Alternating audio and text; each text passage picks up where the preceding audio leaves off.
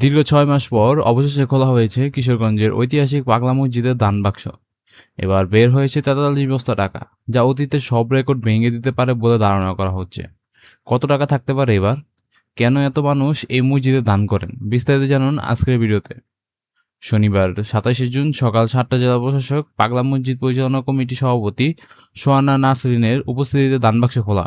সাধারণত প্রতি ৩ থেকে ৪ মাস পর পর দানবাক্স খোলা হলেও এবার নানা কারণে দীর্ঘ ৬ মাস পর তা খোলা হয়েছে। দানবাক্স খোলার পর দেখা যায় ১৩টি দানবাক্স থেকে মোট ৪৩ বস্তা টাকা পাওয়া গেছে। বর্তমানে কঠোর নিরাপত্তার মধ্যে ব্যাংকের কর্মকর্তারা, প্রশাসনের প্রতিনিধি এবং স্বেচ্ছাসেবকদের উপস্থিতি চলছে টাকা গণনার কাজ। যেহেতু এবার আগের তুলনায় অনেক বেশি সময় ধরে দান জমা হয়েছে, তাই ধারণা করা হচ্ছে এবারের মোট অর্থের পরিমাণ অতীতের সব রেকর্ড ছাড়িয়ে যাবে। এর আগে সর্বশেষ দানবাক্স খোলা হয়েছিল গত বছরের ২৭শে ডিসেম্বর। সেবার ১৩টি দানবাক্স থেকে পাওয়া গিয়েছিল ৩৫ বস্তা টাকা।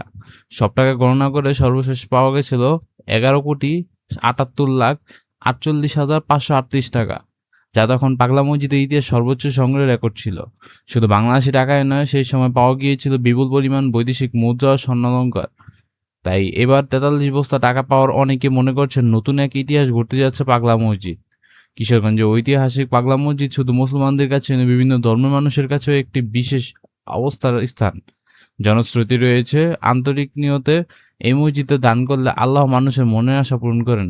এই বিশ্বাস থেকেই দেশের বিভিন্ন প্রান্ত, এমনকি বিদেশ থেকেও মানুষ এখানে দান পাঠিয়ে থাকেন। অনেক রোগ মুক্তির জন্য, কেউ উচ্চশিক্ষা সফলতা কামনায়, আবার কেউ সন্তান লাভ বা জীবনের নানা সমস্যা থেকে মুক্তির আশায় মানত করেন।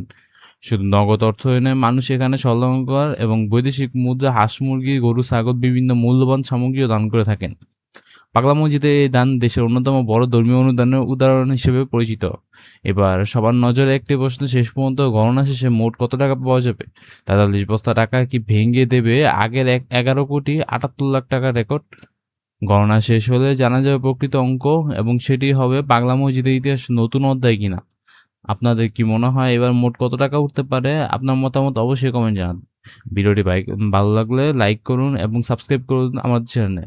দেখা হবে নতুন কোনো ভিডিওতে, নতুন কোনো টপিকে। সে পর্যন্ত ভালো থাকবেন। Take care. আল্লাহ হাফেজ।